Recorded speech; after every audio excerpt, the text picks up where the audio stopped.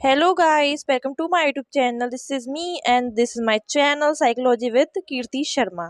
तो जैसे कि अब मैं आपको नए सेमेस्टर का असाइनमेंट शेयर कर रही हूँ और कल से मैं आपको चैप्टर्स बताना स्टार्ट कर दूंगी साइकोलॉजी फर्स्ट सेमेस्टर के। ओके, तो आज मैं आपको बता रही हूँ साइकोलॉजी सेकेंड सेमेस्टर का assignment. So what we have to do in our assignments in second semester. So let's get started. तो मेरे कॉलेज में मेरा साइकोलॉजी का असाइनमेंट का टॉपिक था describe the characteristics of normal distribution curve, explaining its importance in statistics and research, discuss the assumption underlying the normal distribution.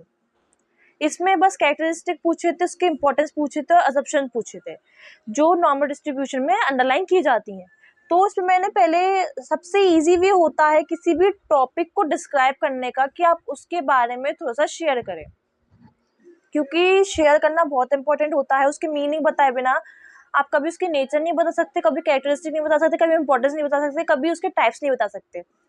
तो that's the topic of mind. तो मैं हमेशा कोई भी टॉपिक पर असाइनमेंट बनाती हूँ, फिर कोई भी टॉपिक में कुछ भी लिखती हूँ, अगर उसमें कैरेक्टरिस्टिक्स पूछा जाता है तो बीइंग अ कॉलेज स्टूडेंट आपको हमेशा उस टॉपिक का थोड़ा बहुत मीनिंग लिखना ज़रूरी होता है।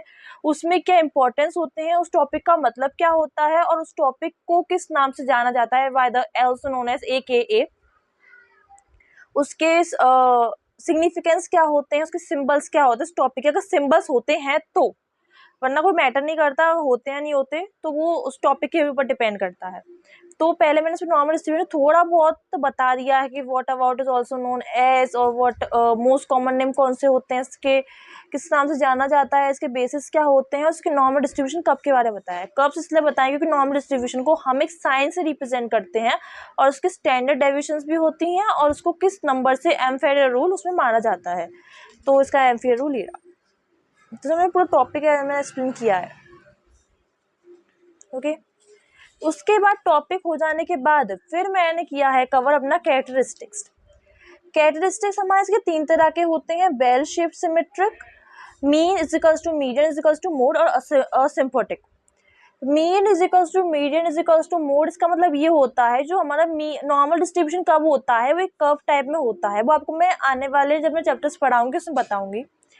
तो जो लेवल पे चला जाता है, जो हमारे कर्व्स जाते हैं, जो पैराबोलाज होते हैं, पैराबोलाज और हाइपरबोलाज जो बनते हैं हमारे, तो वो टॉप में एकदम इक्वल बनता है। तो इसलिए मीन मोड मीडियन जो हमारा इक्वल माना जाता है। ओके, तो बेल शेप्ड वो बेल शेप की तरह होता है, बताया ना, तो बेल शेप्ड इस तरह के वे में आता है। तो इसलिए असिम्प्टोटिक उसका x is equals to x axis होते हैं उसमें, ये हमारे पूरा होता है। यूनी मॉडल उसकी ओनली वन पीक होती है, जब जैसे कि मान लीजिए बेल शेप्ड होगा तो पीक में जाएगा, तो वो पीक ही इसका नॉर्मल डिस्ट्रीब्यूशन माना जाता है जब भी बोला गया है mean is equals to median is equals to mode. Okay, तो पैरामीटर के डिफाइन बताए गए हैं, the entire shape and location are determined by the 2 parameters. The mean denote करते हैं हम म्यू से, which determines the centre with the standard deviation, standard deviation को हम सिग्मा से डिनोट करते हैं, which determines the breadth. Okay, ये हमारे पैरामीटर्स हो गए। अब सेम इंपॉर्टेंस था तो इंपॉर्टेंस स्टैटिस्टिक्स की बात करेंगे, तो हम स्टैंडर्ड डेविएशन को इससे डिनोट करते हैं। ओके, तो एम्फीरियर रूल भी दे रखा है इसका, और हमारा इसके स्टैटिस्टिक्स भी हमें इसके दे रखे हैं। एम्फीरियर रूल जैसे बताया था, ये 68% ऑफ द डेटा फॉल्स इतना ±1 standard deviation sigma by the standard mean deviation. Okay, 95%, 99 तो जितने नंबर होंगे तो 2 स्टैंडर्ड डेविएशन, 3 स्टैंडर्ड डेविएशन और 1 स्टैंडर्ड डेविएशन नहीं लिखेंगे, सिर्फ only standard deviation like that. Okay,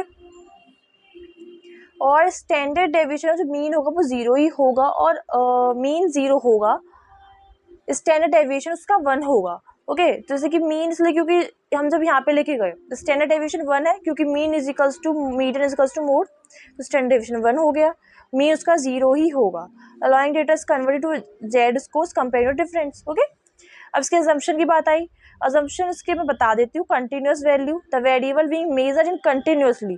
अब जो कंटिन्यूस वेरिएबल बोलते हैं जो कंटिन्यूसली मेजर किया जाता है, जैसे कि हाइट वेट टाइम कंटिन्यूसली चलते हैं, हाइट भी वेट भी टाइम भी। Okay, symmetry the data should not be heavily squared, the right the left sides must be रफली balanced. Okay, independence observation are independent of each other. तो ये ही हमारे इसके अजम्पशंस हो गए जो अंडरलाइन करते हैं।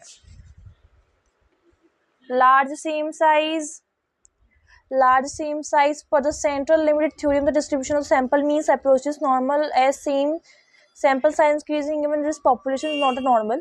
रैंडम सैम्पलिंग इसमें बहुत तरह की होती है, जैसे प्रोबेबिलिटी टाइप्स में होता है वैसे रैंडम सैम्पलिंग की इसमें बात की जा रही है. Data should be collected through the random sampling to avoid bias. Importance in research, अब इसको जो होता है हमारे दो तरह के रिसर्च में, हमारे दो तरह के रिसर्च होते हैं, पैरामीटर्स और नॉन पैरामीटर्स.